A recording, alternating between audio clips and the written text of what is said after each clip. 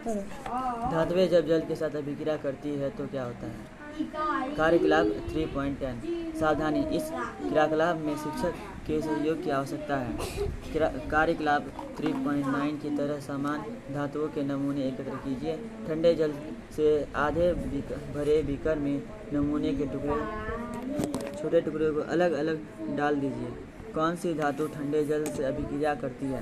ठंडे पानी के साथ अभिक्रियाशीलता के आधार पर उन्हें आरोही क्रम में व्यवस्थित कीजिए। क्या कोई धातु जल में आग उत्पन्न करती है? थोड़ी देर के बाद क्या कोई धातु जल में तैरने लगती है? जो धातुएं ठंडे जल के साथ अभिक्रिया नहीं करती है उन्हें ऐसे बीकर में डालिए जो जल से आधे भरे हुए हो। जो धातुएं गर्म जल के साथ अभिक्रिया नहीं करती है उसके लिए चित्र 3.3 की तरह उपकरण व्यवस्थित कीजिए तथा ताप के साथ उसकी अभिक्रिया को संक्षिप्त कीजिए। कौन सी धातुएं भाप के साथ अभिक्रिया नहीं करती है? जल की अभिक्रियाशीलता के आधार पर धातुओं के आरोही क्रम में व्यवस्थित कीजिए।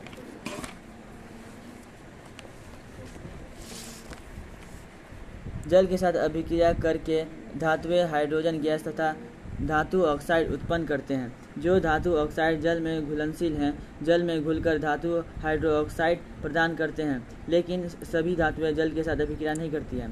धातु प्लस जल, धातु ऑक्साइड प्लस हाइड्रोजन, धातु ऑक्साइड प्लस जल, धातु हाइड्रोक्साइड।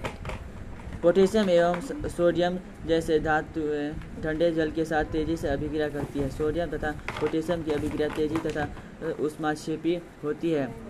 इससे उत्सर्जित हाइड्रोजन तत्काल प्रज्वलित हो जाता है। प्रज्वलित हो जाती है।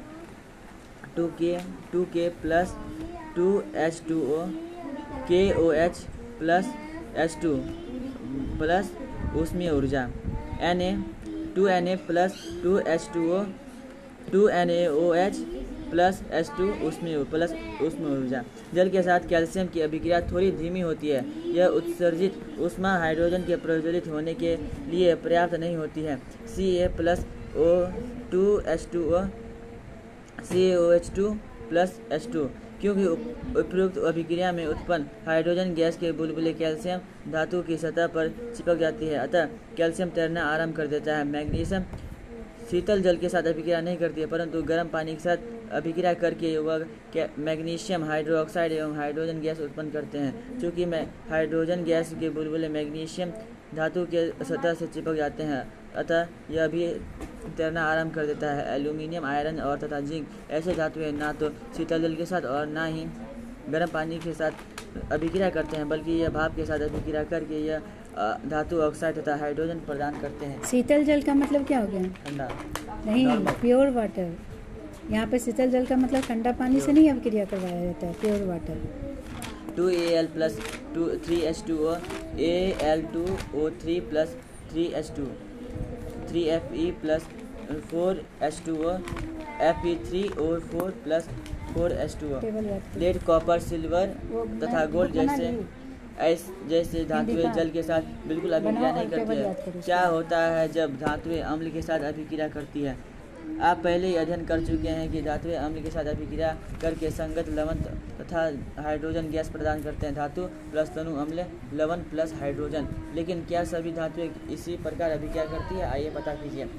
कार्यकलाप 3.11 सोडियम तथा पोटेशियम के अतिरिक्त बाकी सभी धातुओं के नमूने एकत्र कीजिए। यदि नमूने मलिन हैं तो रेगमाल से रगड़कर उन्हें साफ कर लीजिए।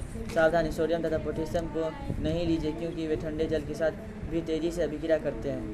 नमूने को सोडियम तथा पोटेशियम नमूने को अलग अलग तनु हाइड्रोक्लोरिक अम्ल युक्त परखनलियों में डालिए। थर्मामीटर और को परखनलियों में इस प्रकार लगा दे कि उसका बल्ब अम्ल से डूब जाए। ये लाइन छोड़ने की बुलबुले बनने के दर पर सावधानी पूर्वक अपेक्षा कीजिए। कौन सी धातुएं तनु हाइड्रोक्लोरिक अम्ल के साथ तेजी से अभिक्रिया करती है? आपने किसी धातु के साथ सबसे अधिक ताप रिकॉर्ड किया।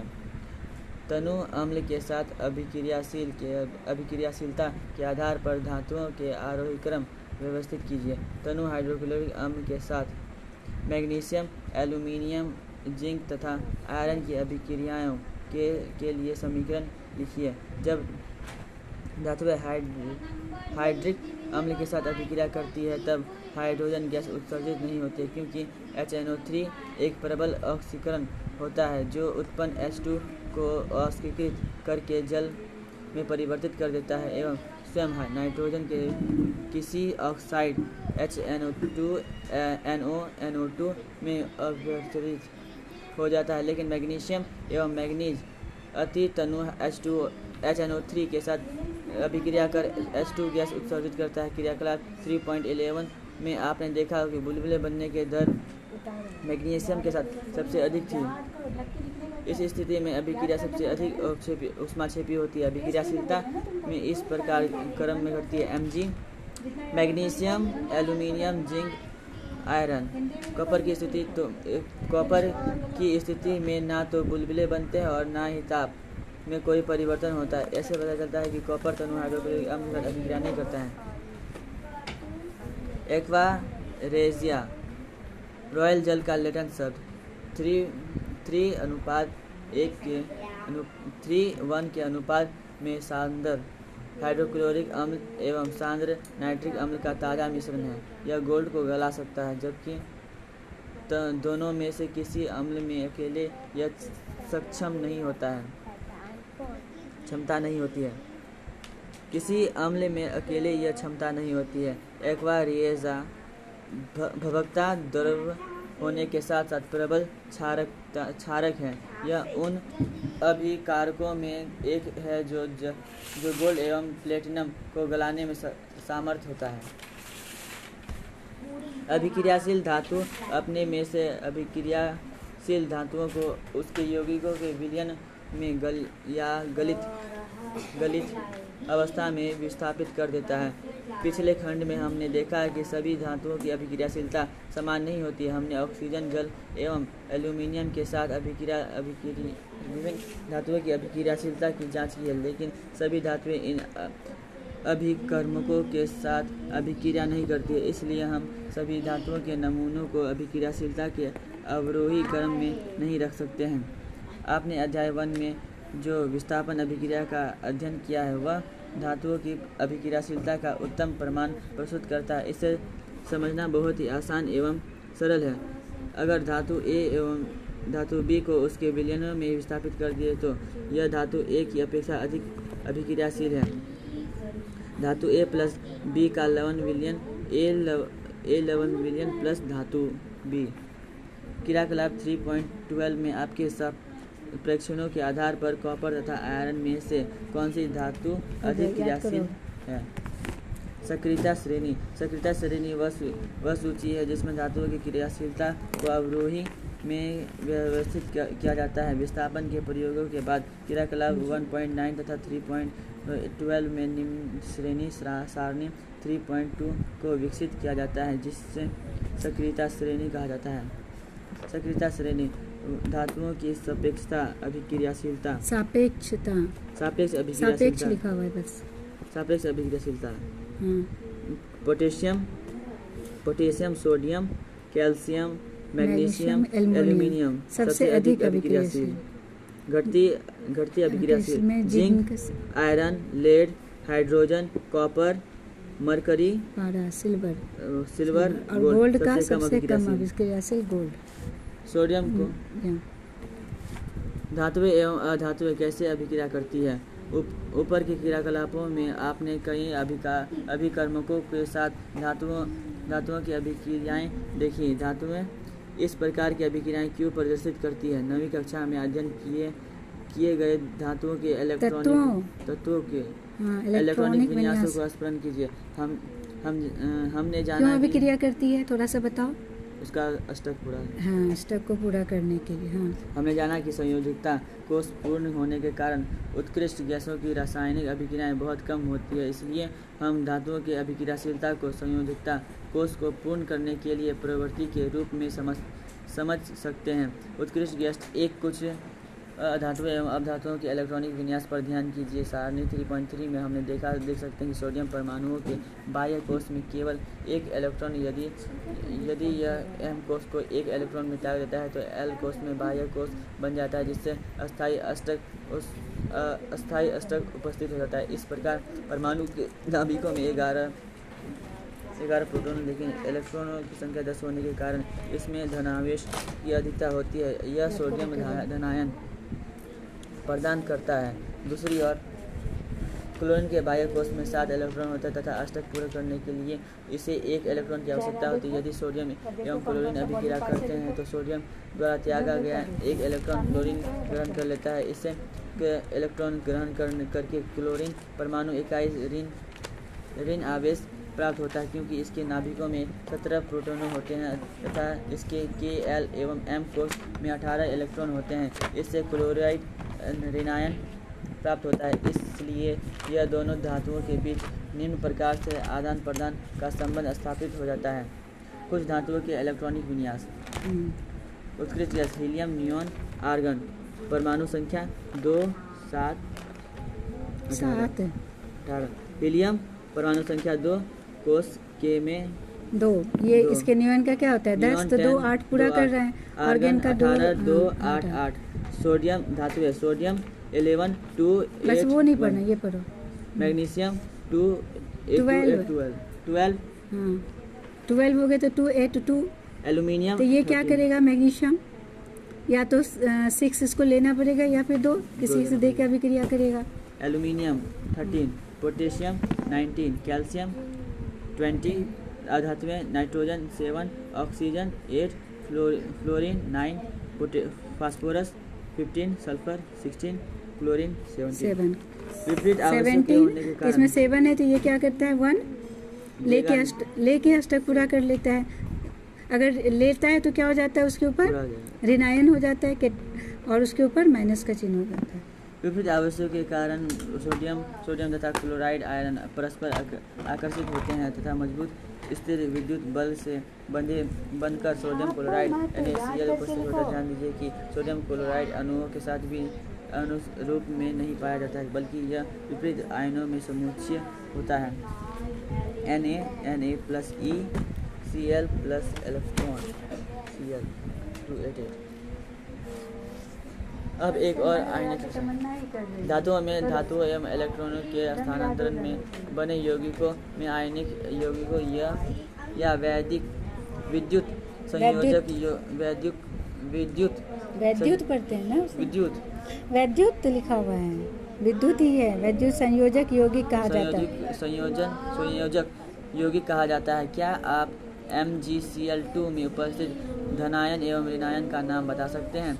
आयनिक यौगिकों के गुणधर्म के बारे में जानने के लिए आइए निम्न कार्यकलाप करें।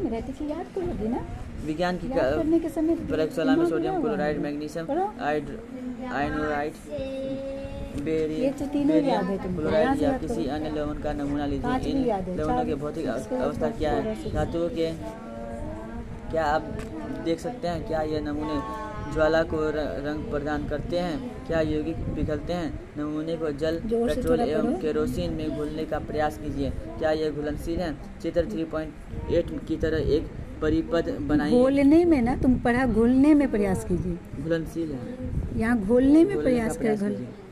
चित्र 3.8 की तरह एक परिपथ बनाइए और किसी एक लवण के विलयन में इलेक्ट्रोड डाल दीजिए। आप क्या देखते हैं? इस प्रकार अन्य लवण नमूने की भी जांच कीजिए। इन यौगिकों की प्रकृति के संबंध में आप क्या निष्कर्ष निकालते हैं? कुछ आयनिक यौगिकों के गलनांक एवं क्वथनांक। NaCl हिंदी का लिखा 1074 केल्विन, क्वथनांक 1686 केल्विन। LiCl 887 केल्विन और 1600 CaCl2 1045 kelvin 9000 CaO 2850 kelvin 3120 kelvin MgCl2 981 kelvin 1685 kelvin. क्वथनांक और गलनांक देगा। आयनिक यौगिकों के निम्न सामान्य गुणधर्मों पर आपने ध्यान दिया होगा। भौतिक प्रकृति धन एवं ऋण आयनों के बीच मौजूद आकर्षक बल के कारण आयनिक यौगिक ठोस एवं थोड़े कठोर होते हैं। ये यौगिक सामान्यतः भंगुर होते हैं, अतः दाब डालने पर टुकड़ों में टूट जाते हैं। गलनांक एवं ग्वथनांक आयनिक यौगिकों का गलनांक एवं ग्वथनांक बहुत अधिक होता है, जबकि क्योंकि मजबूत अंतर आयनिक आकर्षकों को तोड़ने के लिए ऊर्जा की पर्याप्त मात्रा की आवश्यकता होती है। घुलनशीलता विद्युत संयोजक यौगिक सामान्यतः जल में घुलनशील तथा केरोसिन, पेट्रोल आदि जैसे विलायकों में अविलीय होते हैं। विद्युत चालकता किसी विलयन से विद्युत के चालन के लिए आवेशित कणों की गतिशीलता आवश्यक होती है। आयनिक यौगिकों के जलीय विलयनों में आयन उपस्थित होते हैं। जब विलयन में विद्युत धारा प्रभावित की जाती है तो ये आयन विपरीत इलेक्ट्रोड की ओर गमन करने लगते हैं। ठोस अवस्था में आयनिक यौगिकों विद्युत का चालन नहीं करते हैं, क्योंकि ठोस अवस्था में दृढ़ संरचना के कारण आयनों की गति संभव नहीं होती है। लेकिन आयनिक यौगिक गलित अवस्था में विद्युत का चालन करते हैं, क्योंकि गलित अवस्था में विपरीत आवेश वाले आयनों के मध्य स्थिर विद्युत आकर्षण बल ऊष्मा के कारण कमजोर पड़ता है। इसलिए आयन स्वतंत्र रूप से गमन विद्युत का चालन करते हैं। धातुओं की प्राप्ति पृथ्वी के भूपट्टी धातुओं का मुख्य स्रोत है। समुद्री स्थल में